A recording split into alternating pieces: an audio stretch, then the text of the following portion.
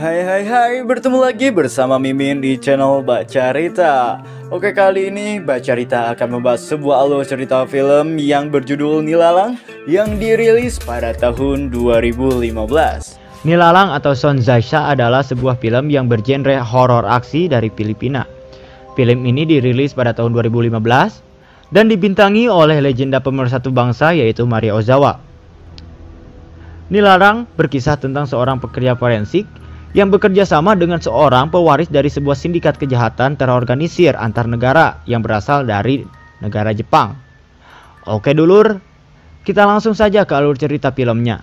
Tetapi sebelum itu subscribe dulu channel ini agar channel ini semakin berkembang dan selalu memberikan hiburan untuk kalian semua. Pada zaman dahulu di Jepang ada sebuah buku yang bernama Isi. Buku ini berisikan ajian untuk melepaskan arwah dedemit. Secara turun-temurun, buku ini disimpan oleh para samurai yang terpilih. Tujuannya untuk melindungi buku ini dari seseorang yang ingin mendapatkan kekuatan secara instan. Hingga pada satu generasi, para samurai malah saling membunuh satu sama lainnya untuk memperebutkan buku isi tersebut. Lalu, setelah para ketua samurai sudah meninggal, kini buku isi dijaga oleh 3 orang ronin bersaudara. Pada tahun 1602, 2 orang ronin baru saja kembali dari berkelana.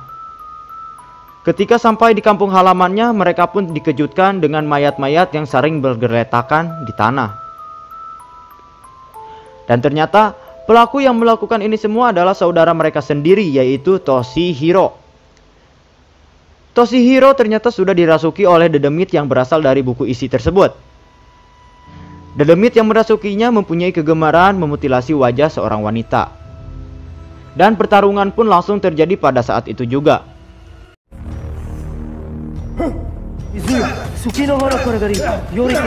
Ketika salah satu ronin membaca ajian untuk menghabisi dedemit yang berada di tubuh Toshihiro, Toshihiro pun langsung menebas kepala ronin tersebut hingga terputus. Hal tersebut mengakibatkan Kazuo sangat marah. Kemudian Kazuo menanyakan siapa nama dedemit yang berada di tubuh Toshihiro tersebut. Sang dedemit pun menjawab kalau namanya Jahagur. Setelah itu, Kazuo pun langsung menusuk perut Toshihiro dengan pedangnya. Sialnya, Kazuo malah terkena gigitan di bagian lehernya. Kazuo pun lantas menebas badan Toshihiro sampai terbelah menjadi 2. Akan tetapi, sang dedemit ternyata sudah berpindah ke tubuh Toshihiro. Tahun pun berganti pada era modern, yaitu tahun 2013. Terlihat di pelabuhan Filipina, sekelompok pasukan NBI tengah menggerebek sebuah kejahatan. Sekedar info, NBI adalah agen kepolisian yang dimiliki oleh Filipina. Mereka dipimpin oleh seorang pria yang bernama Tony. Mereka punya misi menangkap seorang buronan yang bernama Nakazumi. Dia diburu karena telah membunuh 11 wanita dan wajahnya dimutilasi.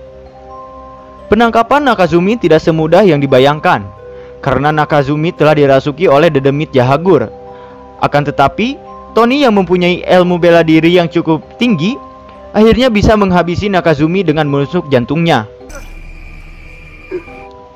2 tahun kemudian, tepatnya tahun 2015, kejadian serupa terjadi kembali. Terlihat seorang wanita meninggal dengan bagian wajah yang termutilasi. Ternyata dia adalah korban kelima di tahun 2015 ini. Salah satu anggota polisi pun bernama Totoy memberitahukan kepada Tony bahwa kejadian tersebut gagal terekam oleh CCTV.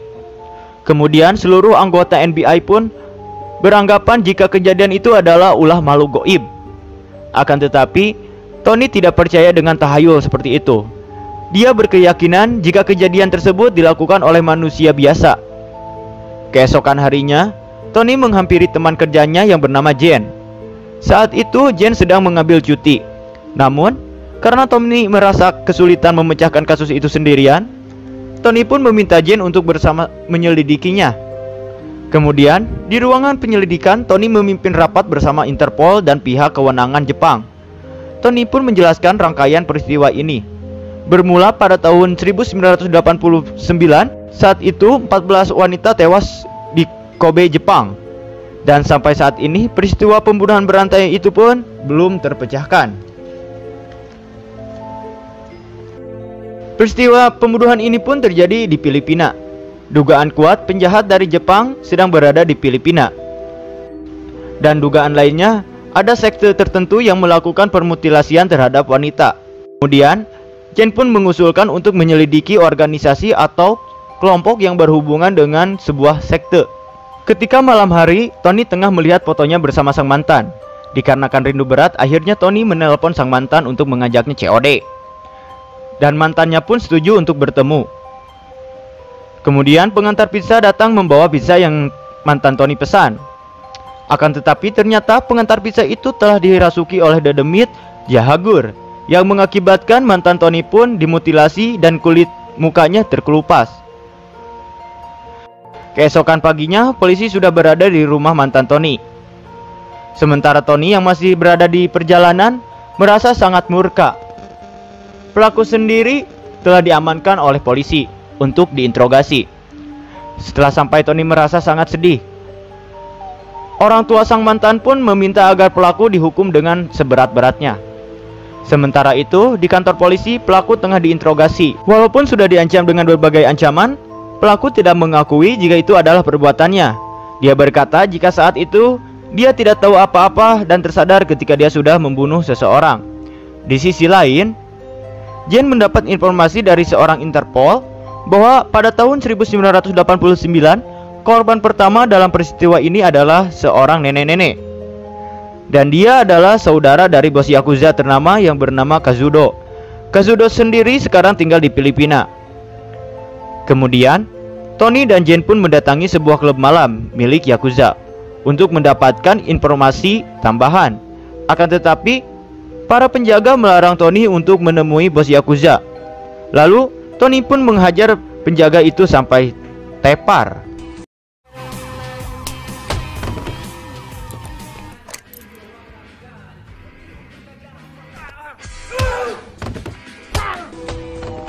Saat para penjaga itu mengeluarkan pistol, dengan sigap Jen pun mendodongkan pistol kembali kepada mereka. Tiba-tiba, seorang wanita pun berteriak dengan keras untuk menghentikan kegaduhan tersebut. Dan akhirnya, sang legenda pemersatu bangsa pun hadir. Dia adalah anak dari bos Yakuza yang dulunya adalah pemersatu bangsa, yaitu Miyabi. sorry. Maksud aing di sini yaitu Miyuki.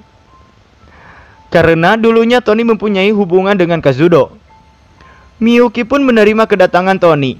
Tony pun mengatakan tujuan dia mendatanginya untuk meminta bantuan Miyuki menemukan pelaku atas kasus pembunuhan berantai tersebut. Kemudian, Miyuki mengajak Tony berduaan di ruangan kantornya. Sesampainya di kantor, Miyuki memberi saran agar Tony meminta bantuan kepada ayahnya. Sama seperti saat Tony meminta bantuan akan kasusnya 2 tahun yang lalu. Sepulang dari klub, Tony memutuskan untuk menginap di kediaman Jen. Akan tetapi, ketika si bibi pembantu hendak membuang sampah, dedemit jahagur merasuki si bibi tersebut. Ketika Jen sedang terlelap, dia bermimpi sedang dicumbu oleh Tony. Akan tetapi, ketika dia terbangun, ternyata itu adalah si bibi. Jen pun kaget, lalu menembakkan pistolnya sebagai tanda peringatan. Si bibi yang tengah dirasuki jahagur pun langsung kabur. Tony yang sudah terbangun pun kemudian menembakkan senapannya ke si bibi. Tetapi si bibi masih saja bisa kabur. Namun naas, ketika sudah berada di luar, si bibi tertabrak mobil sampai meninggal dunia. Si pemilik mobil pun turun, menghampiri si bibi yang sudah meninggal. Tapi dedemit jahagur yang membagongkan malah pindah ke tubuh si pemilik mobil. Keesokan harinya, Tony mendatangi makam Nakazumi. Dia beranggapan kalau Nakazumi telah bangkit dari kuburnya dan kembali melakukan pembunuhan berantai. Anjrit, jika Susana makanya dia jadi arwah penasaran yang kuat. Saat peti mati Nakazumi dibuka, ternyata rorongkong Nakazumi masih ada. Jen pun berkata jika kasus ini dilakukan oleh dedemit yang jahat. Ketika si mamang tukang gali hendak mengubur makam tersebut, tiba-tiba dedemit jahagur pun merasukinya. Kemudian ia memegang kaki Tony. Tony pun terjatuh, lalu Jen menembak si mamang itu. Dan diakhiri oleh Tony dengan pukulan sekupnya. Mereka pun langsung kabur. Akan tetapi ternyata jahagur yang merasuki si mamang penggali kubur masih mengejar mereka. Si mamang pun berhasil mengejar mereka dan melompat ke atas mobil.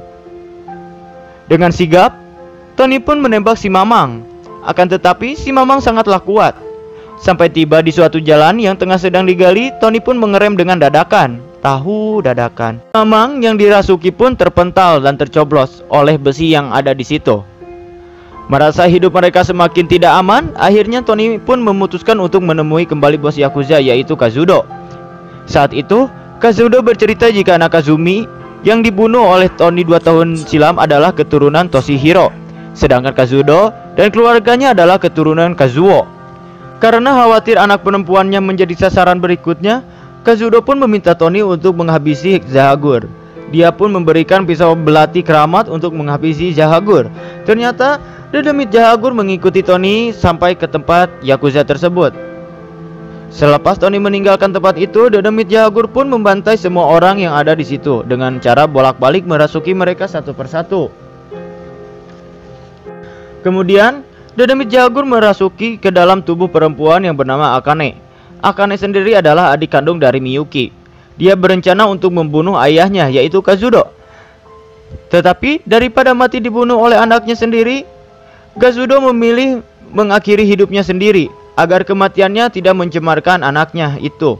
Setelah terbunuhnya Kazudo, Akane yang tengah kerasukan dedemit itu pun melakukan pengirisan terhadap tubuhnya sendiri hingga mengelupaskan sendiri kulit wajahnya dengan pisau. Akhirnya satu wanita keturunan Kazuo berhasil ambil kulit wajahnya. Kini tinggal satu keturunan lagi yang tersisa, yaitu Miyuki.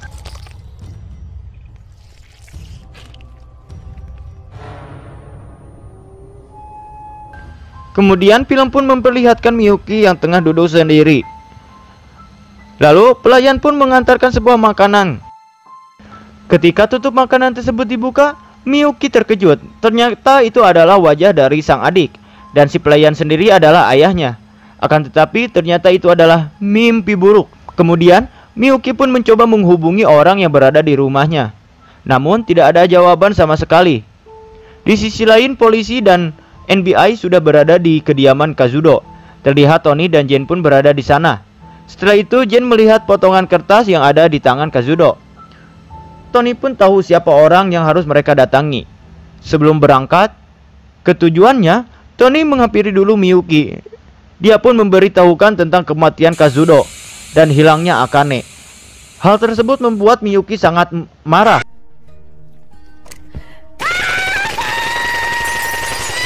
Dengan kemurkaannya, Miyuki pun berencana untuk membunuh dedemit Zahagur. Akhirnya, mereka bertiga berangkat ke kediaman Jinshi, si pemilik toko barang antik. Diketahui, Jinshi adalah teman Kazudo. Jinshi pun memberitahukan jika potongan kertas tersebut adalah bagian dari buku terkutuk isi.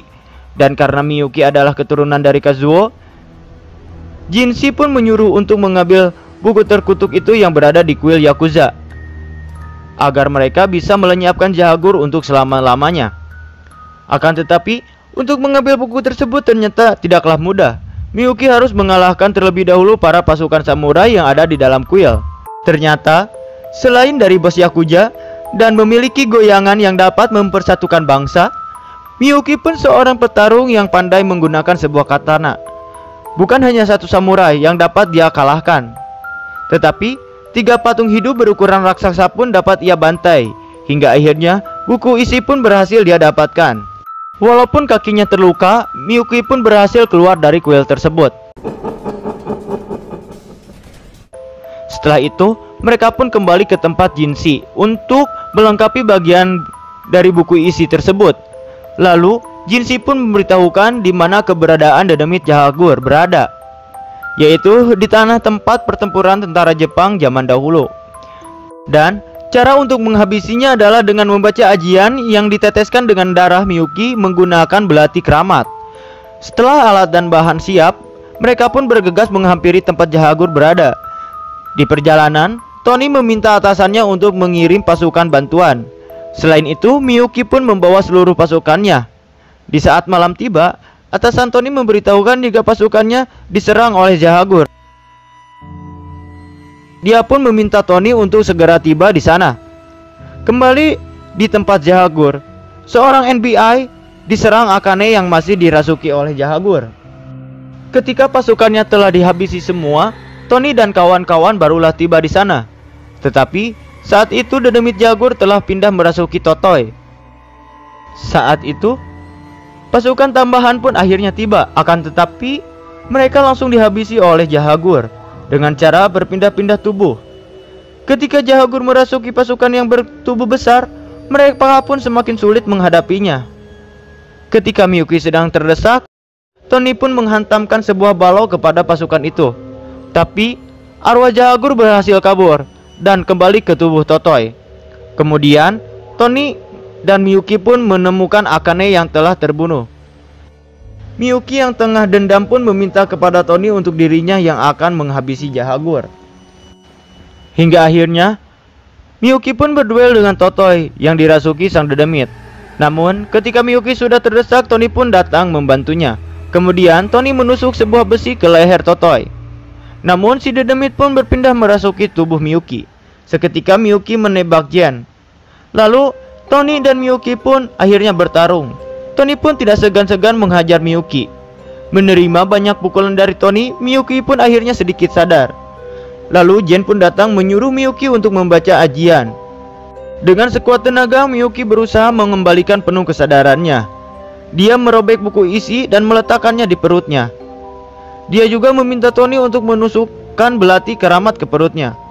Dengan berat hati dan demi keselamatan para insan, Tony akhirnya menusuk perut Miyuki. Tidak lupa ciuman terakhir pun Tony berikan kepada Miyuki. Dan akhirnya dedemit Jahagur pun dapat dilenyapkan selamanya, dibarengi dengan kematian Miyuki. Dan hanya Tony dan Jen yang berhasil hidup dari tempat itu. Scene pun berganti.